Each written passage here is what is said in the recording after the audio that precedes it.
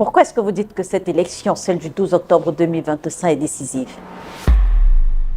Pourquoi est-ce que justement vous avez choisi de vous mettre à dos, on va le dire ainsi, vos anciens amis, vos amis d'enfance, vos camarades, parce que vous n'avez jamais caché justement que vous avez des amis au sein du régime?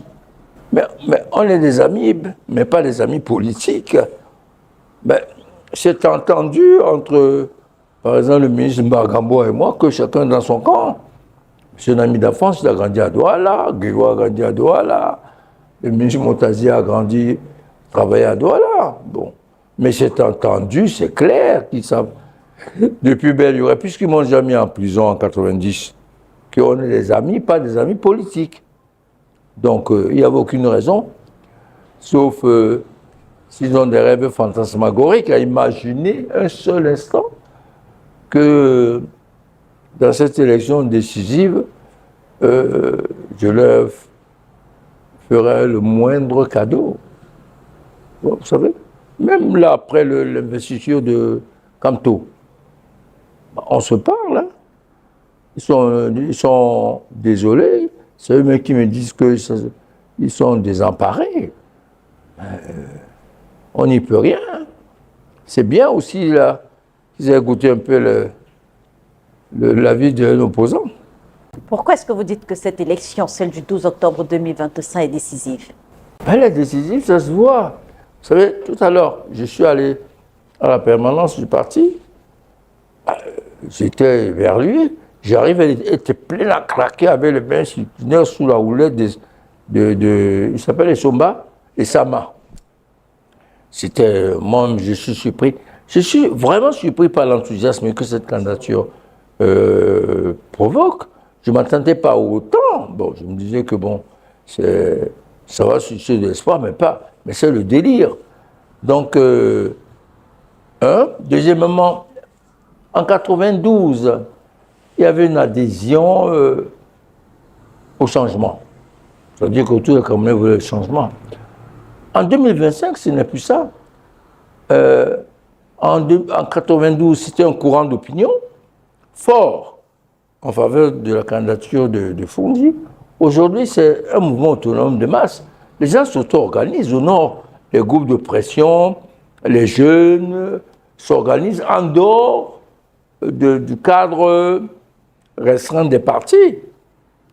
Et les deux ministres qui ont démissionné, Issa Kiorma et Bello Bouba, c'est sous la pression de leur population. Ce n'était pas de gaieté de cœur. Ils quittaient le navire Titanic qui coulait. Ce n'était pas de gaieté de cœur. Ils y ont été contraints par la mobilisation, les aspirations et la détermination des populations du septentrion. Et c'est partout ailleurs. J'ai aussi mon ancien chauffeur, camarade aussi, qui vit à Foucault. Il dit à Foucault, dans la mer Noire, c'est le délire. Je suis vraiment surpris par l'enthousiasme de cette candidature. Alors, il voit bien, c'est bien une situation exceptionnelle. Vous savez, on n'a même pas encore publié le nom des candidats. Mais ça déclenche une euphorie extraordinaire. Ça n'a rien à voir avec la non-campagne ou la pré-campagne en 92. Qu'est-ce qui vous a motivé à investir le professeur Maurice Kamto? Qu'est-ce qu'il représente aujourd'hui pour vous?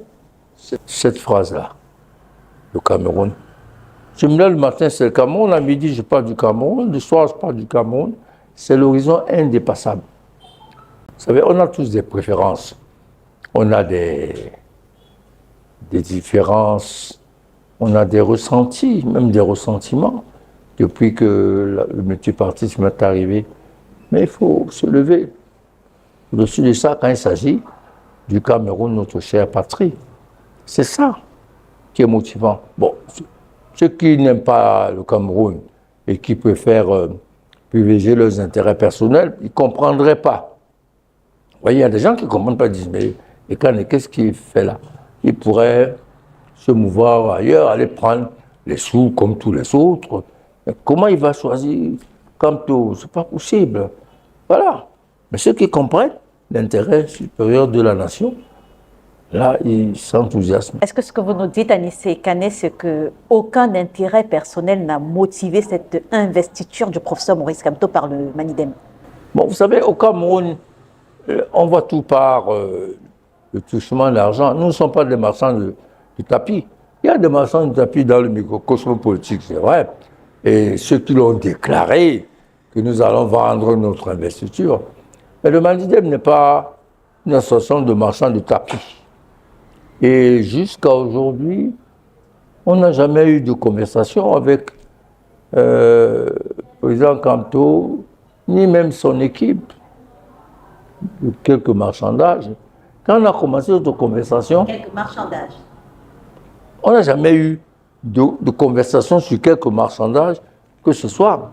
Et dès qu'on a commencé ce travail, je vous précise d'abord qu'en 2013, on a travaillé avec Kamto. En 2018, il est venu en permanence du parti, il y a des vidéos, etc.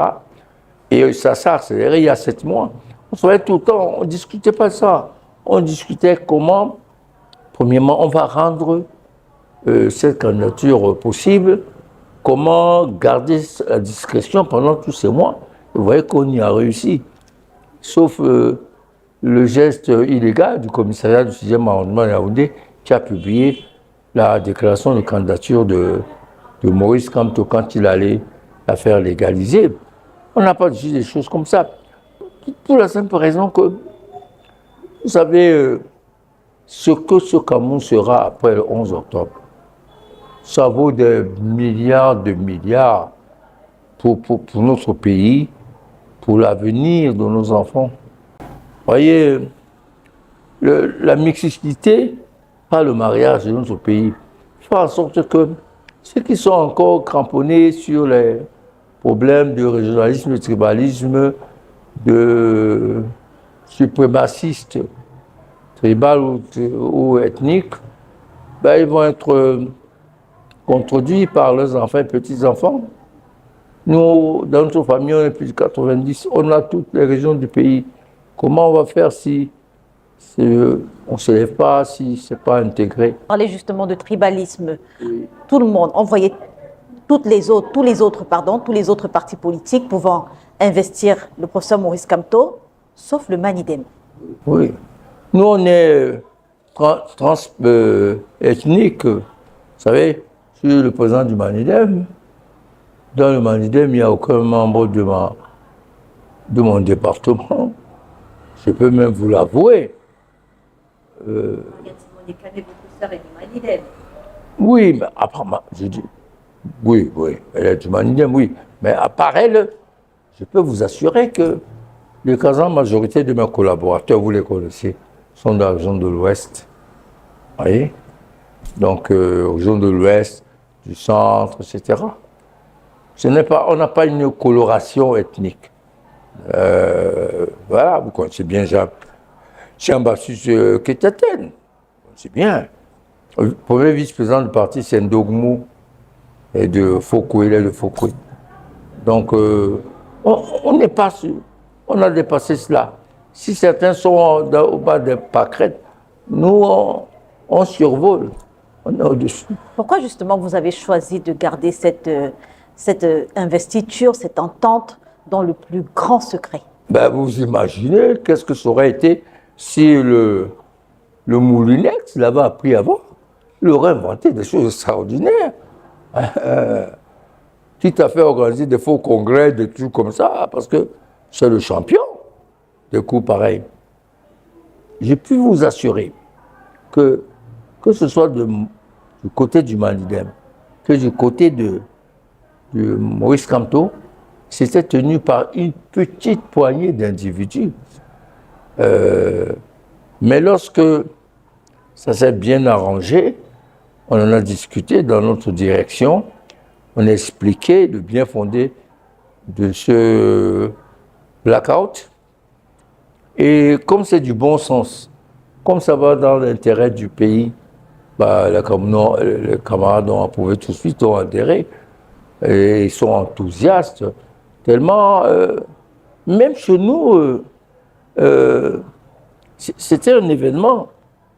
Bon, bah, je ne vous l'apprends pas, les rapports entre la base de Kamto et le Manidem, c'était pas des bisous tous les jours.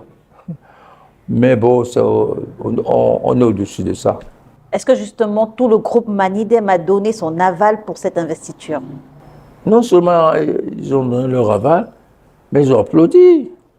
D'ailleurs, qu'est-ce que ça fait, Anissé Kane, de passer de celui qui pendant longtemps a été traité de pion du régime, à aujourd'hui vous êtes presque célébré comme un héros. D'ailleurs, on a pu lire des phrases comme « Il entre dans l'histoire du Cameroun par la grande porte ». Qu'est-ce que ça fait? Pas grand-chose. Je suis quelqu'un de très discret et humble, vous savez. Et puis, je comprenais.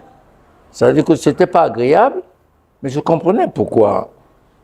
Pourquoi les ressentis tribalistes et ethniques sont forts dans notre pays. C'est entretenu par le régime.